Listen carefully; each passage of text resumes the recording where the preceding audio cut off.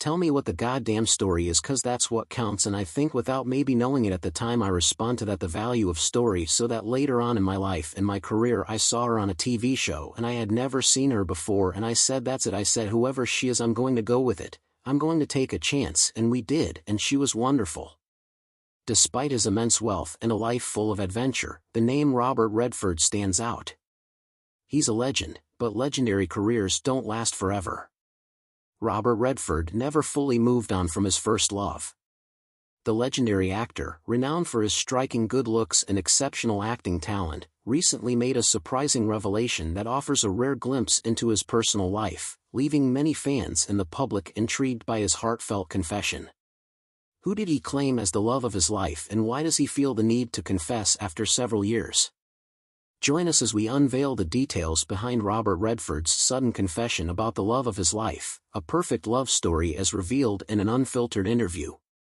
The love of Robert's life, Lola Van Wagenen, is a respected American environmental activist and producer known for her passion for protecting the planet. She became a strong advocate for protecting the environment. She's always been moving forward and doesn't look back, and whatever pain, whatever problem she's had in the past, remains in the past, and she keeps moving forward, focusing on preserving natural spaces and encouraging sustainable living. Over the years, she has worked hard to raise awareness about environmental issues, using her voice to inspire others to take action and care for the earth. Robert Redford and Lola's love story began in the late 1950s when they met at the University of Utah. Both of them were passionate about art, film, and nature, and their shared interests brought them together quickly. Their connection grew strong, and they eventually moved on to the next stage of their relationship and got married in 1958. Even with their strong bond, this couple encountered many challenges in their marriage. As Redford's fame in Hollywood grew, so did the media attention, and it strained their relationship. The couple found it hard to keep their privacy, and Redford's career often took the spotlight, leaving little room for their personal lives. However, those weren't the only challenges they faced. This couple also faced heartbreaking moments, including the loss of their son Scott in 1959. This tragedy was devastating, but it also brought them closer as they leaned on each other for support during such a difficult time. Besides being a wife, Lola played a huge role in Robert's life, always offering support and encouragement. She pushed him to follow his dreams, especially in filmmaking and environmental work. Their shared values shaped his career. Nominees for the Best Achievement in Directing are David Lynch for The Elephant Man, Robert Redford for Ordinary People, leading him to take on projects that reflected their beliefs. Lola's own work in environmental causes also brought them closer as she worked hard to raise awareness about important issues. Together, they supported many causes, showing how strong their partnership was in making a difference. Unfortunately, after 27 years of marriage, Robert and Lola decided to divorce in 1985. It was a mutual decision influenced by the challenges of being in the public eye. Even though they parted ways, they stayed focused on raising their children and kept a respectful relationship. After their divorce, Robert Redford and Lola Van Wagenen have kept a friendly and respectful relationship. While they've both moved forward in their personal lives, they still support each other, connected by their shared history and family. Their focus on raising their children together has helped them co-parent successfully. These days, Lola Van Wagenen continues her work as an environmental activist and producer. She is still deeply committed to promoting sustainable living and protecting the environment. Her passion for these causes not only brings meaning to her life but also inspires many others to take action and care for the planet. Robert, on the other hand, made the world believe that he had nursed and healed his broken heart. However, he never truly got over Lola.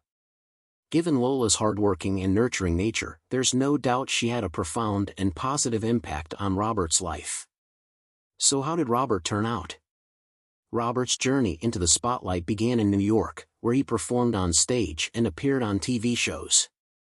His Broadway debut was in Tall Story. Why, of course, what better reason could a girl have than a tall girl and a tall boy? It all adds up to Tall Story. This was followed by roles in The Highest Tree and Sunday in New York. His big break came in 1963 when he played a newlywed husband in Barefoot in the Park. He appeared on numerous TV shows, including Naked City, Maverick, Perry Mason, and The Twilight Zone. In 1960, Redford made his film debut in Tall Story, playing a minor role. Soon after, he took on bigger roles in movies like War Hunt and Inside Daisy Clover, where he won a Golden Globe for Best New Star. His 1966 role in this property is Condemned, and the chase alongside Jane Fonda marked the beginning of his successful career in Hollywood. He would later go on to star in many more films, becoming one of the biggest stars of his generation. Redford and Fonda reunited on screen for Barefoot in the Park and again in The Electric Horseman, with a third collaboration in 2017 for Our Souls at Night on Netflix. After his early success, Redford became worried about being typecast as the charming, blonde male lead, turning down roles in Who's Afraid of Virginia Woolf? In The Graduate. He found a new role in Butch Cassidy and the Sundance Kid, where he starred alongside Paul Newman. This film was a massive hit, making Redford a major star. Paul Newman is Butch Cassidy and the Sundance Kid, and Robert Redford is the Sundance Kid. Butch Cassidy in the Sundance Kid is known for shaping his image as a smart, reliable, and sometimes witty hero. Though he didn't earn an Academy Award nomination for his role in Butch Cassidy, Redford won a BAFTA for his performances in Butch Cassidy, Downhill Racer, and Tell Them Willie Boy Is Here. However, many of his other films like Little F and Big High and The Hot Rock didn't do well at the box office. Even so, Redford always had ambitions to work both in front of and behind the camera. By 1969, he had already served as the executive producer for Downhill Racer. His film The Candidate was a modest hit both critically and commercially. From 1973 to 1976, Redford had an almost unbeatable run of successful films. Jeremiah Johnson, a Western, was a top-grossing film in 1973 and continued to perform well on re-releases. That same year, The Way We Were, with Barbra Streisand, became the fifth highest-grossing film of the year. His reunion with Paul Newman in The Sting became the highest-grossing film of 1974 and earned Redford his first and only Academy Award nomination for Best Actor. In 1974, Redford starred in The Great Gatsby, alongside Mia Farrow, and that film also made the top 10 highest-grossing films of the year. By 1974, Redford had 3 films in the top 10, a rare achievement, and he was voted the top box office star by exhibitors. From 1974 to 1976, Redford's hits continued. In 1975, with The Great Waldo Pepper, a 1920s aviation drama, and 3 Days of the Condor, a spy thriller with Faye Dunaway, both films were successful at the box office. In 1976, he starred alongside Dustin Hoffman in All the President's Men, the second highest-grossing film of the year, which told the story of the Watergate scandal. The film was a huge critical success and earned 8 Academy Award nominations, winning for Best Screenplay. In 1976, Redford also published The Outlaw Trail, A Journey Through Time, a book about the famous trail in the American West, which he explored through text and photographs. After a short break, Redford returned to film in 1979 for The Electric Horseman, an adventure romance about a retired rodeo star, which reunited him with Jane Fonda. The film was a commercial hit, finishing in the top 10. In 1980, building on his success, Redford didn't just return to the screen, he also began to take more control over his career, both behind the camera and in his creative choices. Robert decided that he wanted to direct movies. His first movie as a director was Ordinary People, a drama about a family falling apart after the death of a son. He was praised for bringing out powerful performances, especially from Mary Tyler Moore, Donald Sutherland, and Timothy Hutton, who won an Oscar for Best Supporting Actor. Redford later became the governor of Utah. As a passionate environmentalist, Redford is known to serve as a trustee for the Natural Resources Defense Council. It was reported that he endorsed President Barack Obama for re-election in 2012. His quote was also said to have appeared on the back cover of Donald Trump's book Crippled America, where he reportedly expressed his thoughts on Trump's candidacy by saying that he was glad Trump was in the race, noting that his approach and statements had shaken things up.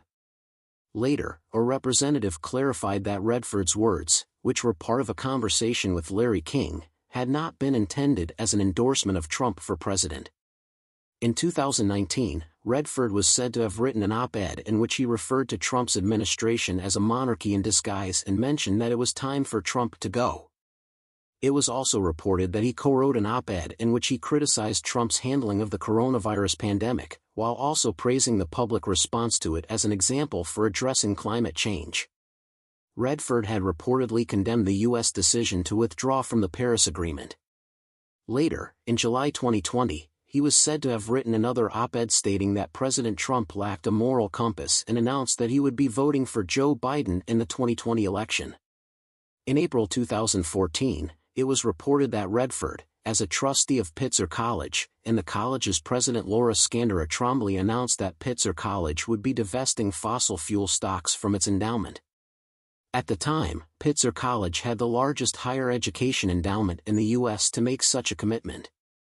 Furthermore, it was mentioned that in November 2012, Pitzer College had launched the Robert Redford Conservancy for Southern California Sustainability. What really led to the end of their marriage? Did Lola ever remarry? Let us know your thoughts in the comments section below. Don't forget to like, share, and subscribe. See you soon.